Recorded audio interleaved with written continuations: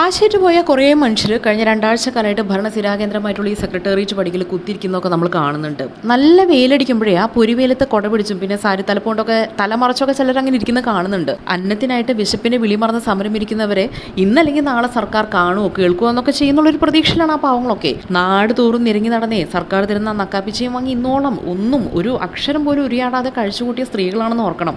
ലക്ഷങ്ങൾ വേണമെന്നൊന്നും ആരും പറഞ്ഞിട്ടില്ല. ലക്ഷ്യം അർഹതപ്പെട്ടതാണെന്നുള്ള ബോധ്യം അവർക്കുണ്ട്.